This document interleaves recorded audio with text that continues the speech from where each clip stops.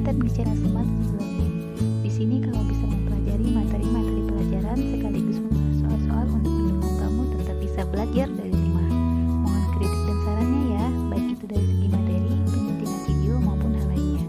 Jika kamu merasa konten ini bermanfaat, silakan like, share, dan subscribe ya. Terima kasih. Pada sesi kali ini, kita akan mempelajari materi pertama di kelas 8, yaitu gerak benda dan makhluk hidup di lingkungan sekitar, lebih khususnya pada submateri konsep gerak. Tentunya, gerak adalah hal yang sehari-hari sering kita dengar, lihat, bahkan kita lakukan. Saat bangun tidur di pagi hari, kamu bergerak dari kamar menuju kamar mandi. Kamu juga pasti sering melihat kendaraan yang bergerak lalu lintas di jalan, dan juga buah kelapa yang jatuh dari pohonnya. Nah, seperti apa konsep gerak tersebut? Mari simak penjelasan berikut ini. Halo semuanya, hari ini kita akan mempelajari materi kelas 8, yaitu mengenai konsep gerak. Nah, apa itu yang dinamakan bergerak? Nah, bergerak adalah berubahnya posisi suatu benda berdasarkan titik acuannya. Nah, sebagai contoh, di sini sudah disiapkan gambar. Nah, Dinda menaiki mobil dari rumahnya menuju ke sekolah. Nah, seperti apa dikatakan Dinda itu bergerak atau berpindah ketika mobil yang dinaiki Dinda tersebut bergerak dari rumah menuju ke sekolah dengan titik acuannya adalah rumah, maka dikatakan Dinda bergerak. Nah, tapi bagaimana jika Dinda mengambil titik acuannya adalah mobil? Apakah Dinda dikatakan bergerak? Nah, tidak, karena dari rumah sampai ke sekolah, Dindanya berada di dalam mobil dan tidak bergerak dari mobil tersebut. Namun mobilnya yang berpindah dari rumah ke sekolah. Nah, tapi beda lagi ceritanya ketika mobil tersebut sampai di sekolah. Dinda kemudian keluar dari mobil menuju ke kelasnya. Jika titik acuannya adalah mobil, maka Dinda dikatakan bergerak terhadap mobil. Nah, seperti itu. Berikut ini adalah ilustrasi bergeraknya mobil dari rumah menuju sekolah. Kemudian, di dalam konsep gerak, ada dua hal yang penting di sini yang seringkali dianggap sama namun ternyata berbeda, yaitu perpindahan dan jarak. Nah, kita bahas satu persatu. Yang pertama adalah perpindahan. Apa itu perpindahan? Perpindahan adalah perubahan posisi suatu benda terhadap posisi awalnya. Kemudian, perpindahan itu termasuk dalam besaran vektor. Artinya di sini diperhatikan besarnya dan juga arahnya. Kemudian perpindahan itu tidak memperhatikan lintasan. Nah, maksudnya seperti apa nanti akan kita jelaskan pada contohnya. Kemudian jarak. Nah, berbeda dari perpindahan tadi, jarak adalah lintasan yang ditempuh benda menuju suatu titik. Kemudian, jarak termasuk dalam besaran skalar. Berbeda dari perpindahan yang tadi dimasukkan ke dalam besaran vektor. Di sini, jarak hanya memperhatikan besarnya saja. Kemudian, jarak tidak memperhatikan posisi awal dan posisi akhir suatu benda. Nah, sekarang kita lihat pada contoh di bawah ini. Ini. Nah, katakanlah di sini ada seorang anak bergerak dari titik A menuju ke titik B, di mana jaraknya adalah 4 meter. Kemudian dari titik B bergerak lagi ke titik C, jaraknya di sini adalah 8 meter. Kemudian bergerak lagi dari titik C ke titik D. Ini jaraknya dari C ke D ini adalah 10 meter. Nah, sekarang berapakah jaraknya dan berapakah perpindahannya? Baik, pertama kita lihat dulu jaraknya. Nah, jarak yang dilewati oleh anak ini dari titik A menuju ke titik B, C hingga ke D adalah lintasan yang dilaluinya. Jadi kita hitung semuanya. Jarak dari A ke B, kemudian jarak dari B ke C, kemudian ditambah dari jarak dari C ke D. Kita hitung satu persatu. Jarak A ke B adalah 4 meter.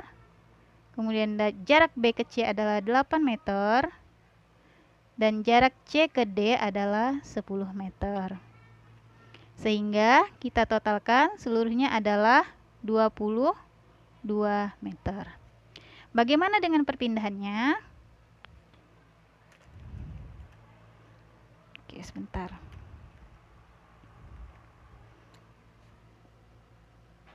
Perpindahannya. Nah, perpindahannya di sini karena dia tidak memperhatikan lintasan, maka yang dinamakan perpindahan adalah jarak antara A ke D. Nah, jadi dia tidak peduli seberapa jauh tadi lintasan yang dilewati dari A, B, C hingga ke D. Di sini yang diperhatikan adalah perubahan posisi dari posisi awalnya. Jadi tadinya di A, sekarang posisinya sudah di D. Dihitung jarak A ke D-nya saja. Bagaimana cara menghitungnya? Ini kita bisa selesaikan dengan mencari jarak A ke D menggunakan teorema Pythagoras. Katakanlah ini adalah titik X. Nah, jika jarak C ke D ini adalah 10 meter, C ke X ini adalah 4 meter, karena sejajar dengan AB tadi, maka jarak X ke D adalah 10 dikurangi 4, yaitu 6 meter. Kemudian jarak A ke X ini sejajar dengan BC, yaitu 8 meter. Maka perpindahannya adalah kita menghitung dengan hasil akar dari kuadrat kedua sisi ini. 8 meter, 8 kuadrat ditambah 6 kuadrat.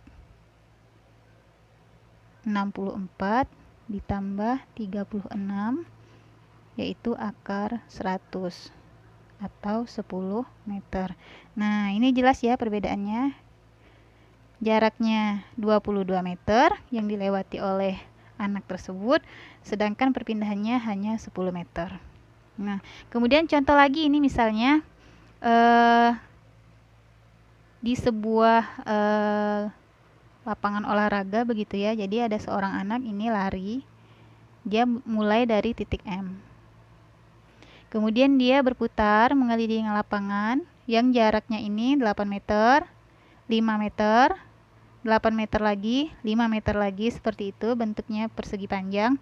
Dia berputar sebanyak 3 putaran. Jadi kira-kira berapa jarak yang dilewatinya? Jarak untuk 3 putaran. Maka jaraknya adalah keliling dari bangun persegi panjang ini. 8 meter atau lebih mudahnya 2P ditambah 2L. Maksudnya 2 kali panjang ditambah 2 kali lebar, keliling dari persegi panjang dikali 3 putaran. Nah, artinya 2 dikali 8 ditambah 2 dikali 5, kemudian nanti hasilnya akan dikali 3 lagi. 16 ditambah 10, jumlahnya adalah 26 dikali 3, yaitu 78 meter. Nah, itu ketika dia melakukan 3 kali putaran, artinya mutar 1 kali kembali ke M, mutar 2 kali kembali ke M lagi, mutar 3 kali kembali ke M lagi. Kalau begitu bagaimana dengan perpindahannya? Nah, karena dia tidak bergerak dari titik M, maka dikatakan perpindahannya adalah 0. Karena dia tidak berpindah kembali ke titik semula. Nah, seperti itu. Walaupun tadi jarak yang dilewatinya sudah sangat jauh, tapi ternyata perpindahannya adalah 0 meter. Nah, setelah kita melihat konsep perpindahan dan jarak tadi, sekarang kita berpindah lagi ke konsep yang lanjutannya, yaitu ada yang dinamakan kecepatan, ada yang dinamakan kelajuan. Nah, seperti apa perbedaan dari kecepatan dan kelajuan? Keduanya ini masih berhubungan dengan jarak dan perpindahan tadi. Nah, kalau kecepatan adalah perpindahan dibagi waktu. Rumusnya. Kemudian kecepatan ini juga termasuk besaran vektor yang memperhatikan besar dan arah. Kemudian alat ukurnya dari kecepatan ini adalah velocitometer, nama alatnya. Berasal dari kata velocity, yaitu kecepatan. Atau kalau sekarang yang sering digunakan dalam kehidupan kita sehari-hari itu ada yang namanya GPS. Nah, jadi dia di sini di GPS ada kecepatan, kemudian ada arahnya juga, bahkan ada koordinatnya. Kita tambahkan alatnya yaitu GPS. Kemudian satuannya bagaimana? Satuannya adalah karena perpindahan ini satuannya meter, kemudian waktu ini ada satuannya adalah sekon, maka satuannya adalah meter per sekon. Nah, disinilah kesamaannya antara kecepatan dan kelajuan. Kelajuan satuannya juga meter per sekon. Nih, kelajuan satuannya meter per sekon. Namun rumusnya untuk kelajuan itu adalah jarak dibagi waktu. Kalau tadi kecepatan menggunakan perpindahan, kalau kelajuan itu menggunakan jarak dibagi waktu. Kemudian kelajuan juga termasuk besaran skalar, artinya hanya besarnya yang diperhatikan.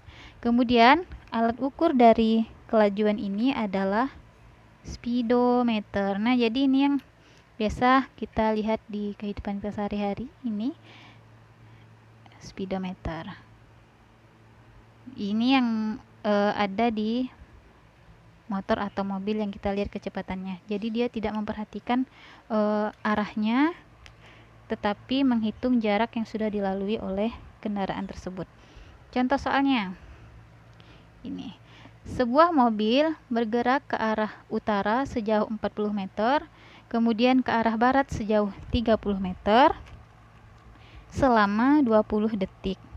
Hitunglah A jarak dan perpindahan, B kelajuan dan kecepatannya. Nah, sekarang sebelumnya kita gambarkan dulu ini pergerakan mobilnya.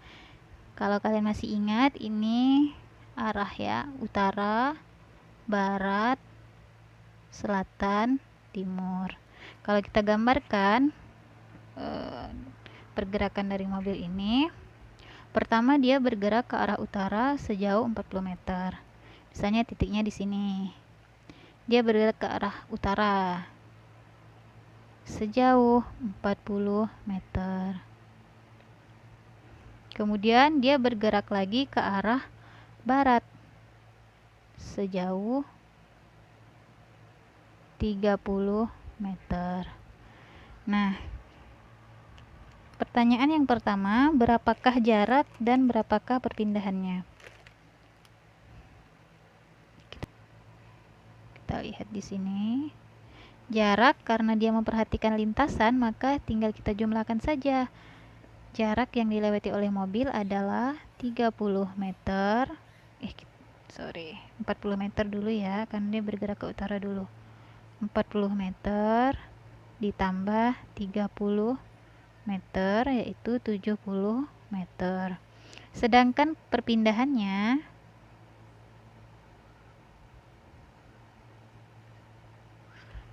itu artinya dari titik B ke titik awalnya tadi. Bukan titik B, titik akhirnya maksudnya. Titik akhir ke titik awal. Nah, ini juga menggunakan Pitagoras. Akar dari 40 kuadrat ditambah 30 kuadrat.